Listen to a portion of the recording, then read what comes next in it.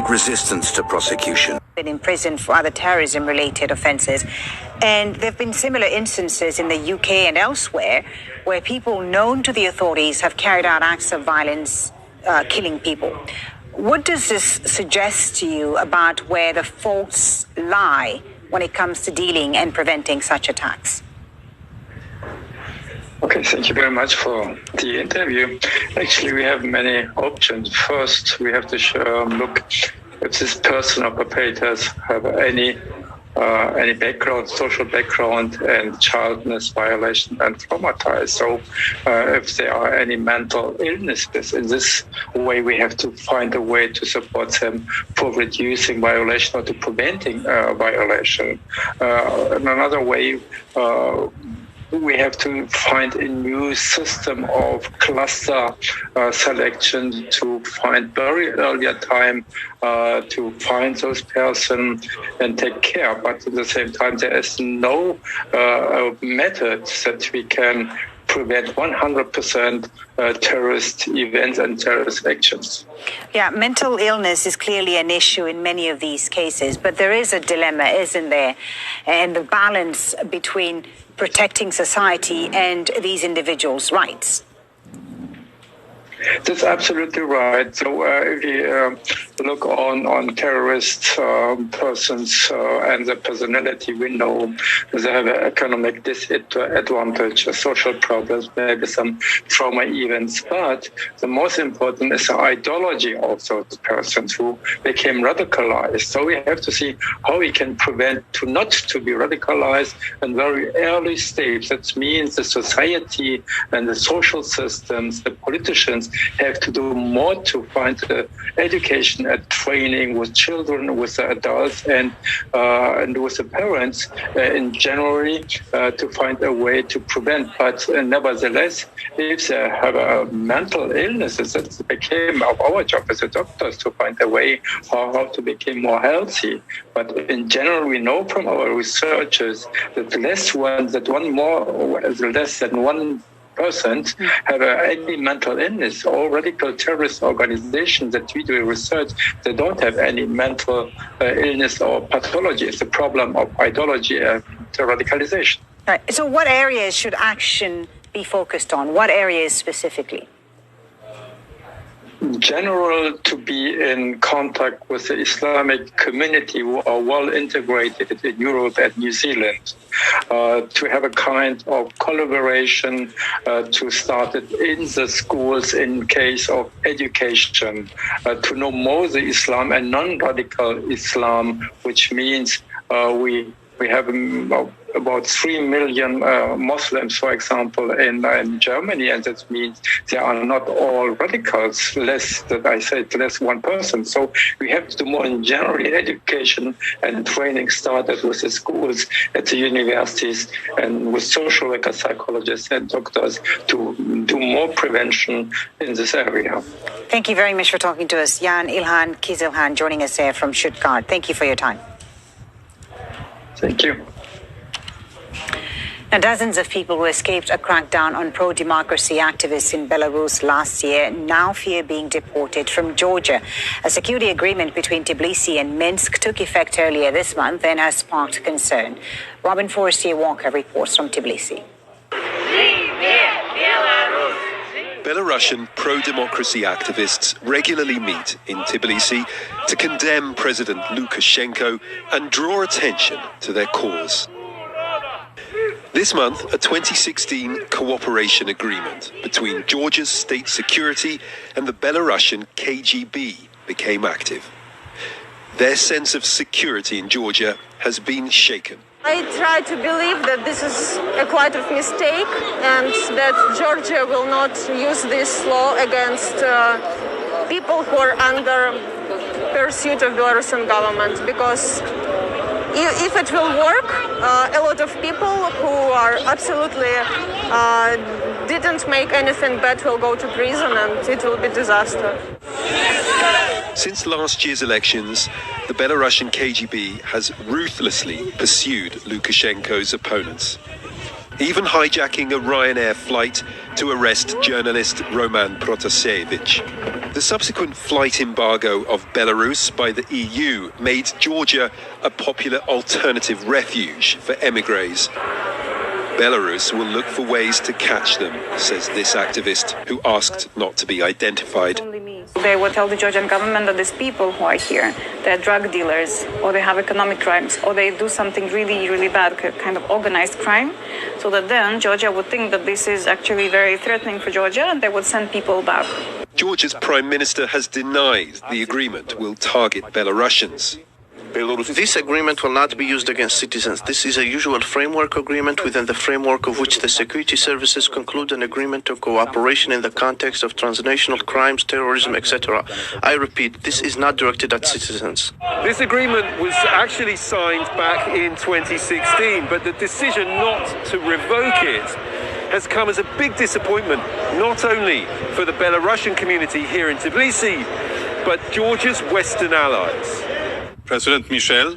They have expressed alarm at recent events in Georgia. The government abandoning a promise to introduce reforms.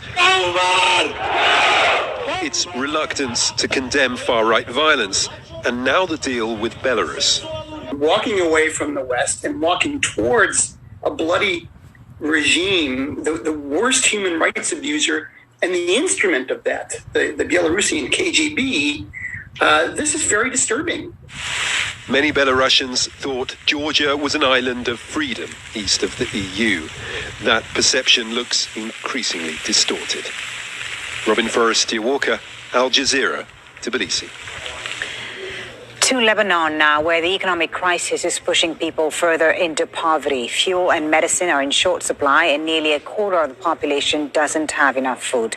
Sarah Khairat reports from the northern region of Akka, where people are increasingly desperate. They've queued up for hours trying to get hold of the cheapest food they can buy. Nearly 80% of Lebanon is living below the poverty line as it experiences the worst economic crisis in decades. People in Akkar, the poorest region in the country, are feeling it the most.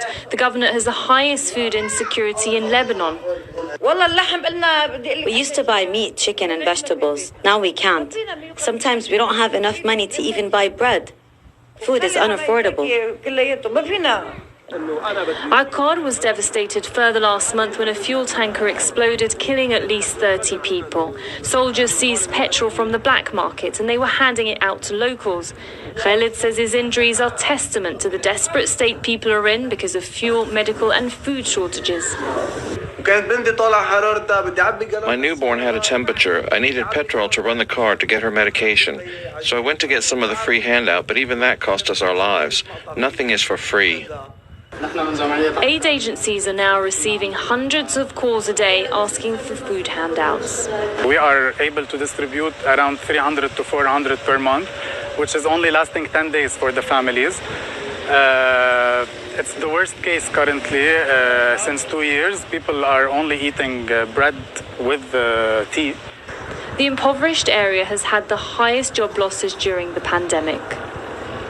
Now, this is some of the food aid that's arrived for the most vulnerable families here in Akkar. And they'll receive a box like this. It has the most basic items. You've got powdered milk there, you have cooking oil, and even lentils and beans. But none of this is enough for a family of 4 or 5 people, and it will definitely not last them even half a month. More than 20,000 families in the region are on a waiting list for assistance. We're grateful for aid agencies helping us, but it's only a temporary solution. We need to revive our industries again and fix our broken infrastructure. Broken is how people feel attending this funeral for 2 family members that died in the fuel tanker blast. Akkar is the center of poverty. My son died for just 5 liters of fuel. They don't care about Akkar. We lost our children, and none of those responsible asked about us. The United Nations says Lebanon is facing an urgent humanitarian crisis after years of systematic corruption. The majority of the population is skipping meals. And as they feel increasingly neglected, they can only but take life one day at a time. Sarah Khairat, Al Jazeera, Akkar, northern Lebanon. The Philippines is lifting a coronavirus ban on Monday for travelers from 10 countries, including India, the UAE, and Indonesia. The ban was introduced in April, then expanded in July to prevent the spread of the Delta variant. New arrivals will have to spend 14 days in quarantine. The Philippines has recorded more than 2 million infections and 33,000 deaths since the start of the pandemic. New Zealand has reported its first death in the current COVID-19 outbreak. The woman who died was in her 90s and had underlying health conditions. The country's been struggling to contain the spread of the highly infectious Delta variant since last month, but cases are dropping, with 20 new infections reported on Saturday. The coronavirus outbreak in Australia's most populous state of New South Wales is showing no signs of slowing, with another record day of infections. At least 1,500 cases were reported on Saturday, a rise of more than 100 on the previous day. More than 1,000 people are now in hospital. The outbreak began in mid-June and is being fueled by the Delta variant. Now, Cuba has launched a national campaign to vaccinate children aged between 2 and 18 against COVID-19. They will be the first to receive one of the 2 domestically produced jabs. The government has said it plans to reopen schools gradually in October after the vaccine rollout is completed. Schools have mostly been closed since March last year, with students following lessons on television. A fitness instructor in Tokyo has come up with a unique way for people to exercise safe from COVID. Group classes are being held at a Buddhist temple for people to learn traditional Japanese drumming. Organizers hope the activity will provide an alternative to fitness classes in studies. The pandemic has hit the Japanese fitness industry hard, and many gyms have closed. The U.S. has flown 135 deportees back to Guatemala in a policy shift that may end a practice of leaving migrants at a remote jungle border. The deportees are mostly migrants who were picked up at the U.S.-Mexico border. Washington had been sending hundreds of people to the El Sabo jungle border crossing in southern Mexico. Now it's flying them to Guatemala City. In India, forest officials in Siliguri city have seized 55 parakeets and arrested 2 people on charges of smuggling. The smugglers were caught carrying the talking birds in 3 cages on a bike from Malbazar town to eastern Bihar state. The parakeets are known for imitating human voices and are protected under law. Now, one of Ethiopia's most celebrated singers has died at the age of 80. Alemayehu Eshete was known as the Ethiopian Elvis Presley, and his style influenced the country's modern pop music. Victoria Gatenby looks back on his life and career. He was one of the biggest stars to come out of Ethiopia's golden age of music. An artist who sang songs that were simple yet meaningful and went on to influence a generation of Ethiopians. Alemayehu Eshete was born in 1941, towards the end of fascist Italy's brief occupation of Ethiopia. He became popular in the 1960s with songs that resonated with young and old alike. Songs like Temar Lije or Study My Son.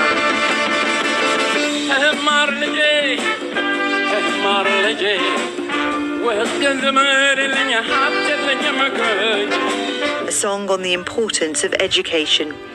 He was nicknamed the Ethiopian Elvis for his style and musical talents. A few years ago, Alemayehu had surgery in Italy to fix blocked arteries, which meant he had to cut back on his live performances. He had this message for his fans after he recovered.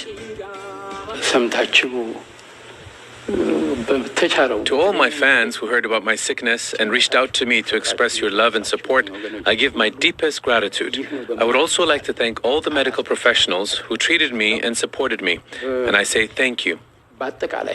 Ethiopian Prime Minister Abiy Ahmed has tweeted expressing his sadness and calling Alemayehu a role model who loved his country. Alemayehu was one of the first artists in Ethiopia to record music to vinyl.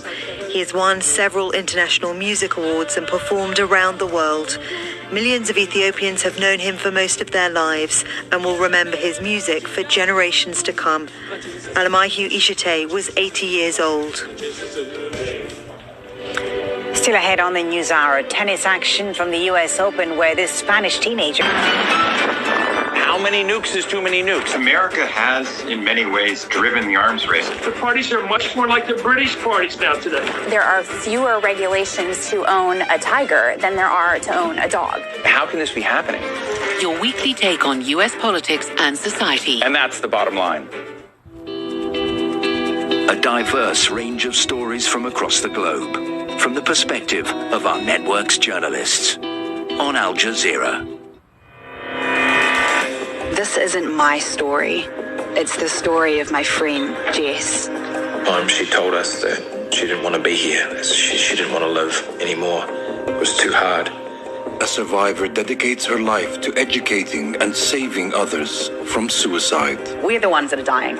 We're the ones that are losing our friends, and therefore we have to be the ones that will stand up and solve it because no one else is going to. Where there is hope, a witness documentary on Al Jazeera.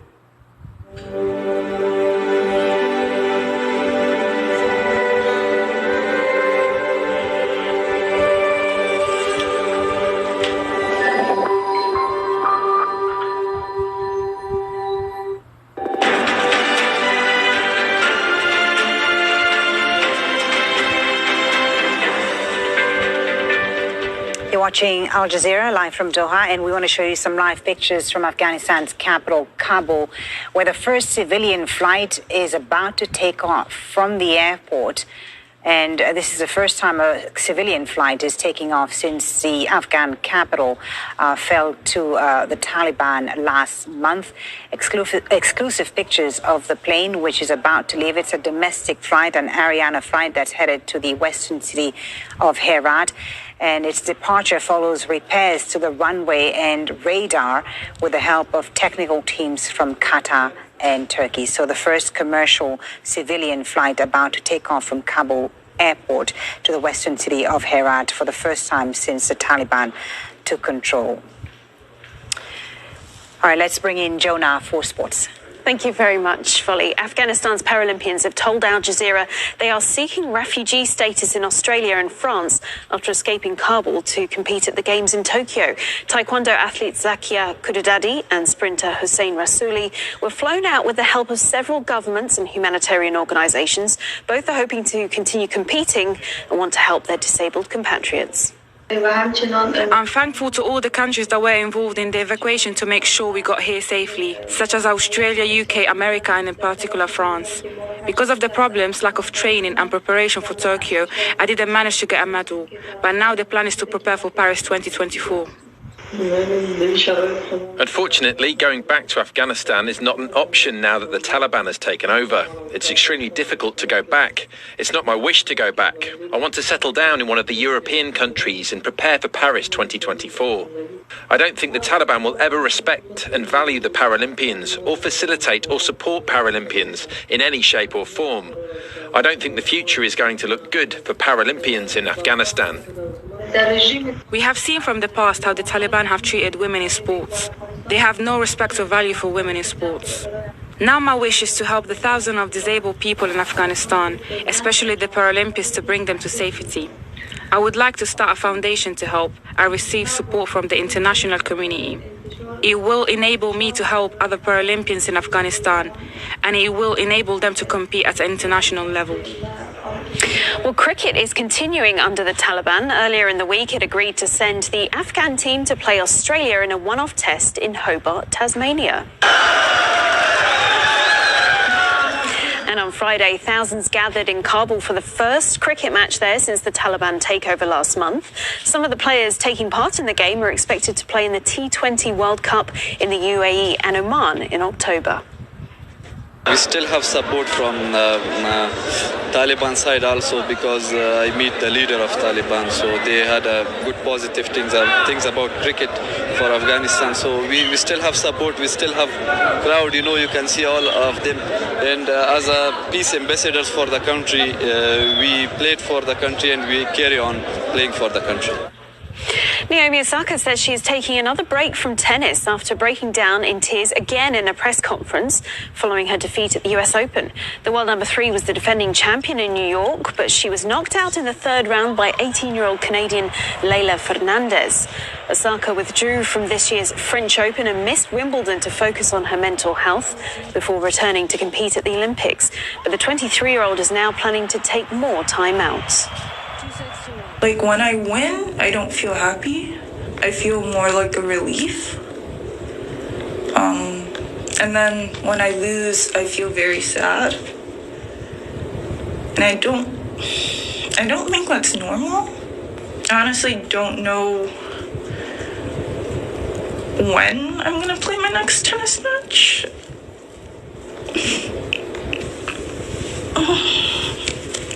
Okay, yeah.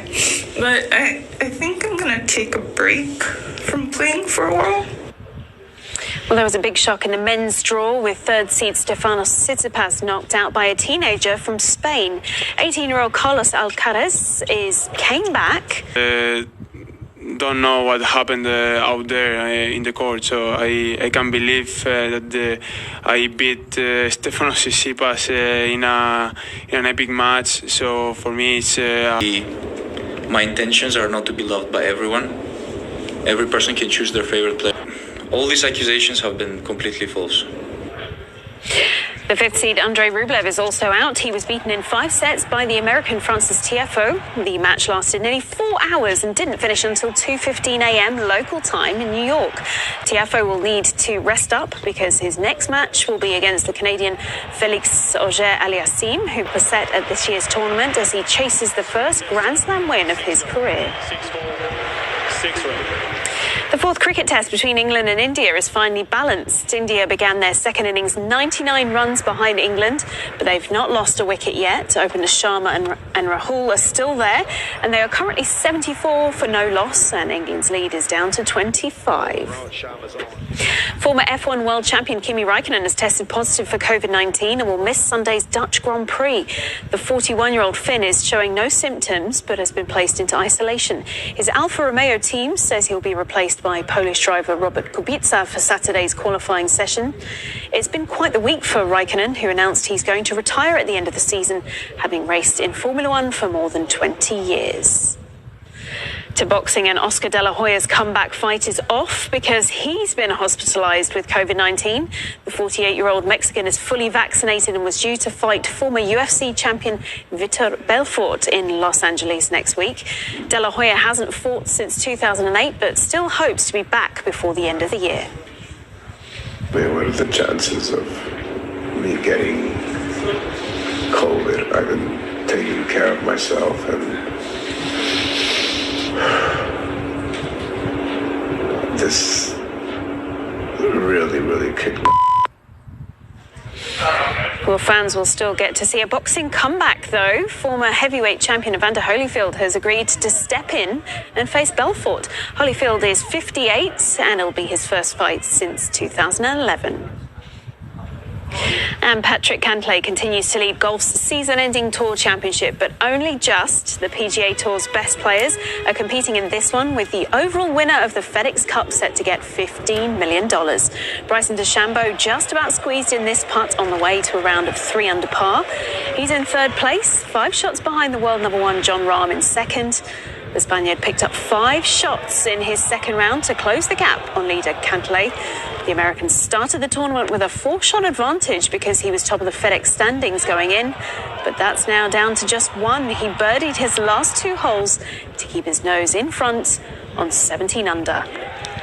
All right, that's your sport for now. I'll have more later. Folly. Joe, thank you very much for that. That's it for this news hour on Al Jazeera. From me, Fuli Batiwa, and the whole team, thanks for watching. So Raman is with you next with more of the day's news. Thanks for watching.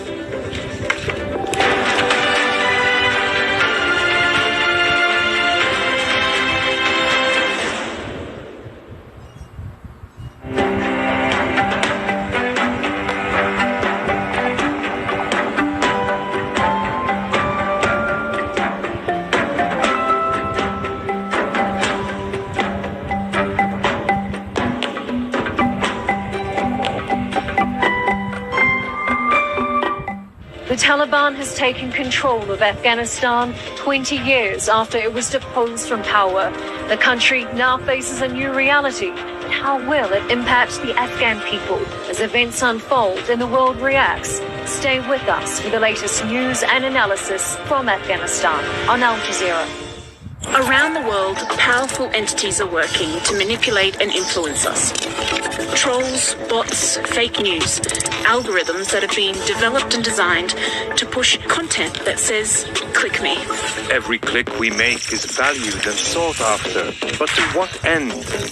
In the third of a 5-part series, Ali Ray is in Mexico, examining how propaganda and